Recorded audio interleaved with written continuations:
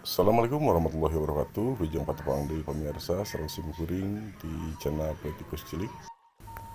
Anu dina dangat ayeuna simkuring baris medar dongeng dina bahasa Sunda anu judulna Tukang Cukur Panipuan.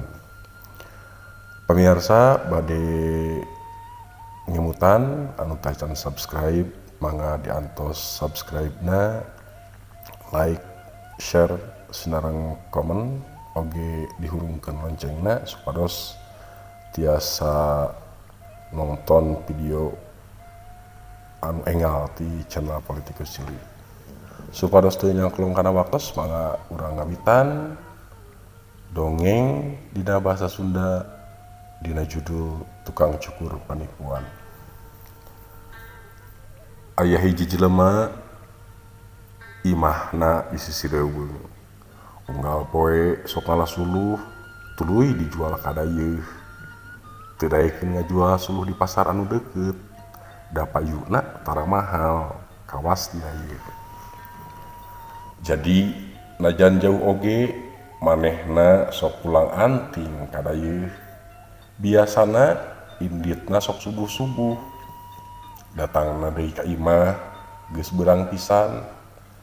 Geus barang dahar indit deui ka leuweung datangna geus burit. Kacaritakeun manehna teh meuli kalde. Sawatara poe henteu kadayeuh ngumpulkeun heula suluhna supaya rada loba. Barang suluhna geus loba tuluy dimuatkeun kana tonggong kalde. Isuk-isuk manehna indit kadayeuh. Datang kadayeuh geus panas. Geus beujeuhna kaluar kesang. Barang ngaliwat ka hareupeun tukang cukur, tukang suluh teh dieureunkeun. Ari eta tukang cukur ngaranna teh Ali. Tukang cukur masuh pisan lantaran nyukurna pinter jeung gancang. Tara aya nu raheut, tara bared-bared acan nu dicukur ku Ali mah. Para menak jeung nu baleunghar sok mungpung ka Ali. Unggal poe tara towong nu datang menta dicukur, tampolana nepi ka aya 5an nu ngaraguan gileran teh. Teu kudu dicaritakeun deui yen Ali loba duitna, da disarebutna ge tukang cukur beunghar bae. Upami pareng krepre manehna sok jalan-jalan, bari nulak cangkeng jeung luak lieu. Pangrarasaanana jaga teh asa nu manehna bae. Hei, tukang suluh, ka dieu. Ceuk tukang cukur. Sanggeus tukang suluh eureun tuluy ditanyakeun hargana. Rp3 teu kenging kirang. Ceuk tukang suluh. Mahal teuing. Ceuk tukang cukur. Lamun dibikeun saringgit kabeh kai anu aya dina tonggong kalde kukuring dibeuli. Geura pikir, atan capek nawarkeun ka mana-mana, tur sakieu panas poena, mending gancang aya nu meuli. Jeung karunya ka indung barudak di imah, apan keur ngaragoan, butuh keur balanja. Tukang suluh teu gancang-gancang ngajawab, lantaran bingung. Ari dibikeun saringgit murah teuing. Ari teu dibikeun da hayang geura balik. Omongan tukang cukur teh kabeh keuna ka manehna. Lila-lila kakarak ngomong pokna. Tambihan wae satalen deui juragan. Embung, lamun dibikeun saringgit kabeh kai anu aya dina tonggong kalde dibeuli. Ari teu dibikeun mah kajeun teuing. Sanggeus ngahuleung sakedeung pok tukang suluh teh ngomong. Mangga atuh saringgit oge, da ieu parantos siang, hoyong geura wangsul. Los ka ditu, kadapurkeun. Pek suluh teh diturunkeun tina tonggong kalde, tuluy diakutan ka dapur. Ditumpukeun di juru. Geus kitu tukang suluh teh tuluy nyampeurkeun tukang cukur rek menta duitna. Eta sela ge kudu dikadapurkeun. Ongkoh kai keneh eta sela ge. Cek tukang cukur. Apan suluh mah sadayana oge parantos dikadapurkeun juragan. Cek tukang suluh. Har, apan tadi 2 kali geus disebutkeun yen saringgit teh kabeh kai nu aya dina tonggong kalde. Teu kasanggakeun sela mah. Los bae atuh geura balik. Ari suluh mah da geus disosi dapurna ge. Nyuhunkeun artosna tuh. Kadiekeun heula sela, engke dibayar saringgit. Tukang suluh kapaksa mikeun sela, najan kacida keheuleunana oge geus kitu mah kakara nampa bayaran. Wantuning di sisi jalan gede, anu ngaraliwat loba nu eureun, ngadon ngarogrog anu keur patorong-torong. Teu boga dikarunya tukang cukur teh. Nu saurang. Dah nu bodoh bae, dah kanu pinter mah moal wanieun. Biasa si eta mah. Padahal loba duitna. Ka juragan jaksa geura nyuhunkeun tulung. Di mana bumina juragan jaksa teh? Cek tukang suluh. Aya saurang jajaka anu daekeun nganteur. Tuluy eta tukang suluh teh dianterkeun ka bumina juragan jaksa. Dipayuneun juragan jaksa, tukang suluh nyarita satarabasna naon anu geus kajadian. Sanggeus tamat caritana, juragan jaksa ngahuleng bari gogodeg. Hanjakal euy, si laing mah salah harti. Maksud tukang cukur kabeh kai anu dina tonggong kalde nu ditawar saringgit teh. Ari marukan si laing suluh wungkul anu matak dimanggakeun ku si laing. Cindak nama si laing nu salah teh. Dewek teu bisa nulungan. Tukang suluh ngan bati handeueul bae, cong nyembah jung nangtung leos indit bari ngarasana langsa. Suluh geus dijual murah, turug-turug kudu meuli deui sela. Mana atuh keur balanja. Kacaritakeun raja di eta nagara kaceluk ka awun-awun kawentar ka mana-mana tina kaadilanana. Paweksa karahayatna, anjeunna sok mindeng jamur, angkat nyalira ka luar kota. Bisi aya abdi-abdi nu dijepit atawa cacah dikaniaya ku penggawa negara.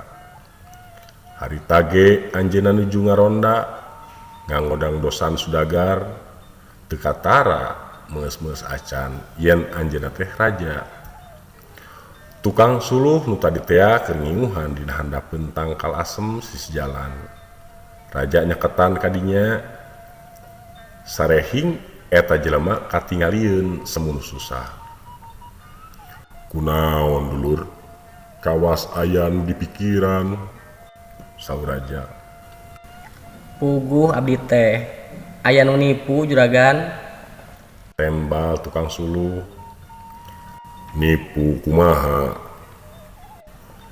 Barabat tukang suluh teh nyaritakeun akalna tukang cukur nepi ka manehna katipu. Saha ngaranna tukang cukur teh? Ali disarabat nama.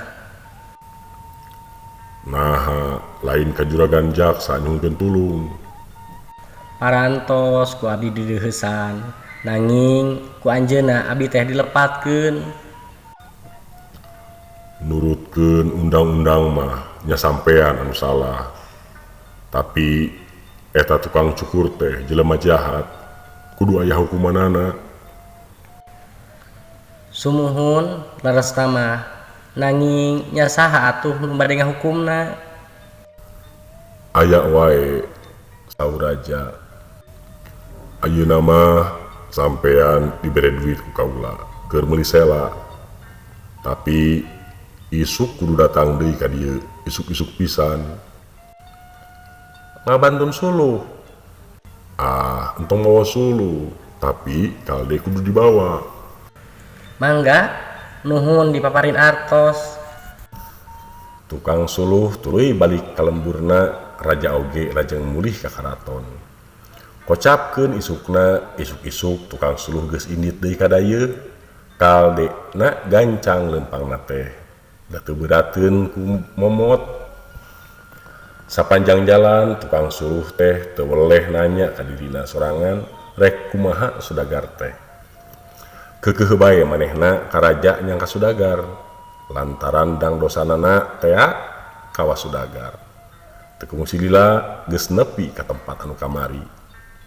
Tukang suluh nyangcangkeun kalde kana pager bari ngadagoan sudagar.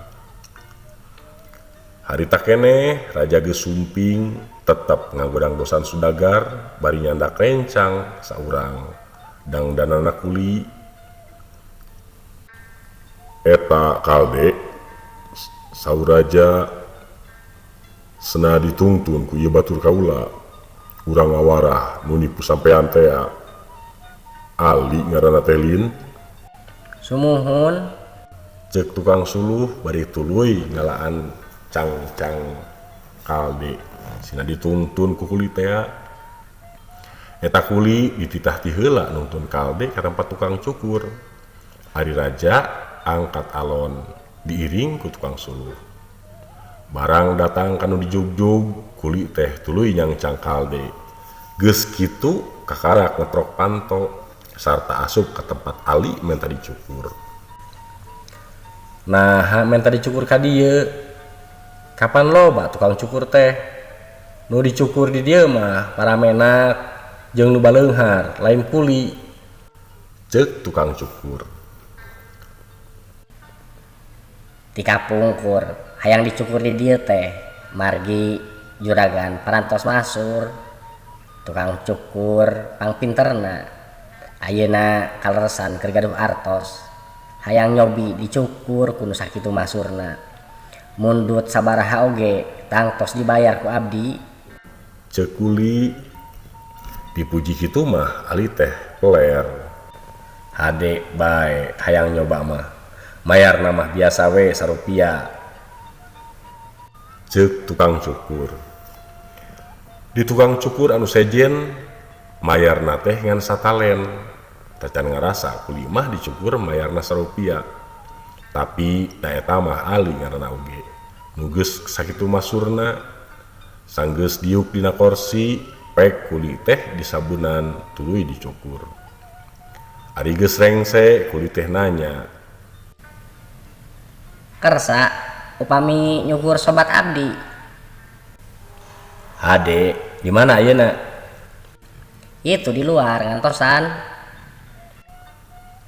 Kuli ngaluarkeun duit 2 rupiah tina sakuna dibayarkeun ka tukang cukur nyaeta bayaran nyukur manehna jeung sobatna.